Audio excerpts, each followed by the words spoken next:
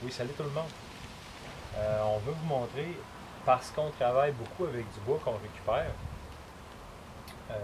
qu'est-ce qu'on a décidé de prendre pour traiter notre bois.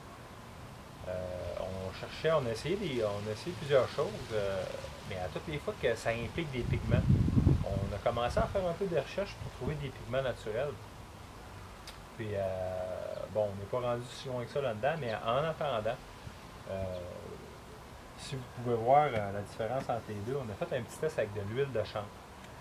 Pourquoi de l'huile de chanvre? Parce que de l'huile de chanvre, c'est comestible. C'est une culture qui, même en culture conventionnelle, en culture chimique, si on peut dire, là, ici, tout ce qu'ils mettent là-dessus, finalement, c'est un apport d'azote. C'est souvent c'est assez fort, par exemple. C'est sûrement du 30-00, pour les gens qui connaissent ça un peu. Mais ils ne mettent pas de glyphosate avant, ce qu'on appelle du Roundup, là, parce que quand le sol est hercé, puis le chanvre est planté, puis il y a eu une ou deux faux semis, le chanvre s'implante tellement vite, qu'il grandit tellement vite, qu'il supplante toute la compétition qu'il y a en sous-strate assez rapidement.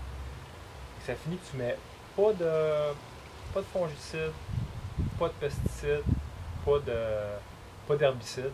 Fait que ça fait une culture qui est relativement, qui est très clean, si on peut dire ça comme ça. Et avec le grain, tu fais de l'huile avec les graines de chanvre. Vous savez probablement, il y a probablement pas mal d'entre vous qui sont familiers avec le chanvre industriel. Tu peux faire toutes sortes de choses dans le nutraceutique. C'est de l'huile qui est comestible. Et tu peux faire de l'huile pour traiter le bois. Fait que ce que j'ai fait au printemps, j'ai mis 2 couches d'huile ici en bas. Puis je me suis dit, je vais prendre un témoin que je vais laisser à découvert. Puis c'est ça que ça donne, rendu au mois d'août. On va mettre plus que 2 couches, là, mais c'était juste pour voir là, un minimum de 2 couches, ça donne quoi. Puis on voit le résultat là, qui est quand même bien. On peut appliquer ça à la main. On n'est pas obligé de se protéger de quelconque façon les yeux ou rien de ça. C'est pas toxique. Puis c'est ça qu'on aime. Ça, c'est du bois récupéré. On va vous faire une vidéo pour vous montrer comment on récupère ça. Si on peut rentrer en forêt, on prend. Ça, c'est du cèdre en passant, c'est du tuya occidental. C'est du bois qui est déjà pas mal résistant à la pourriture. On va vous faire une vidéo pour vous montrer. On rentre en forêt avec une chainsaw puis une espèce de système qui nous permet d'abattre un arbre. On prend des arbres morts. Parce que souvent les cèdres ils meurent debout. Puis ça nous permet d'avoir du bois de qualité qui est déjà sec. On rentre, ce que je disais, ouais, on rentre en forêt avec une scie à chaîne.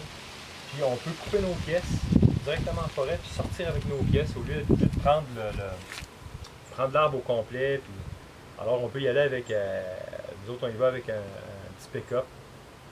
Puis on fait notre job, on coupe nos morceaux puis on vient ici avec ça. Fait que ça c'est du bois récupéré. Puis je vais vous montrer un peu comment j'applique ça. Comme je vous disais tantôt, c'est avec les mains, on n'a pas à prendre de précautions. Puis ce qui est le fun avec ça, c'est qu'on n'a pas à se soucier là, si ça va avoir une influence sur ce qu'on mange ou c'est totalement safe comme stuff. Puis, ça prend quand même pas beaucoup d'entretien. Fait que je vais vous montrer un peu comment appliquer ça. Et la couleur. Donc c'est une belle couleur vert doré. Là.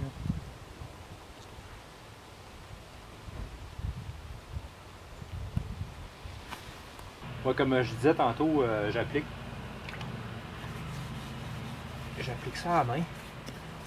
Puis il y a une ou deux choses là, que je peux préciser, c'est des fois on a dans ce qu'on prend de peu plus chimique, on peut avoir un contenu de résine assez élevé.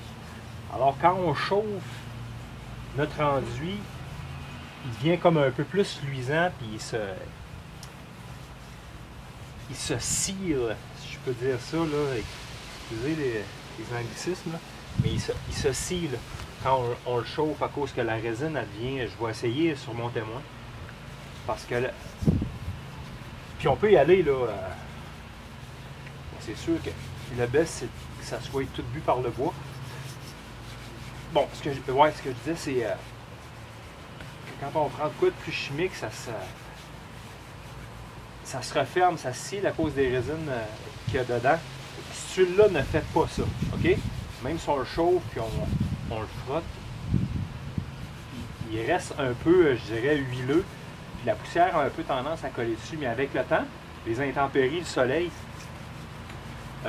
ça finit par pénétrer le bois, puis cet effet-là arrête là. Puis là aussi, une autre chose que je voulais vous dire, c'est que ça dort avec le temps.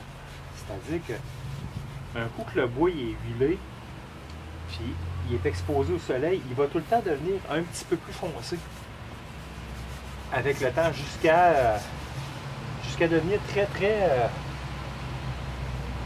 foncé. Ce qui donne ça donne une belle teinte naturelle au bois. Je dirais ça devient quasiment en brun. C'est comme si on prenait de la teinture là, avec le temps. Là. Fait que là, vous voyez, lui, c'est sa première couche. Là. Ça paraît déjà un peu, là, ça a comme changé le pigment. On est passé de gris-blanc à une belle couleur naturelle. Fait que c'est un peu ça que ça donne. Puis on va. Alors, c'est ça qu'on a adopté pour tout notre bois qu'on garde naturel. Puis, c'est un super bon produit. On aime ça travailler avec ça. Fait que je vous laisse là-dessus. Puis on se revoit plus tard. OK, bye.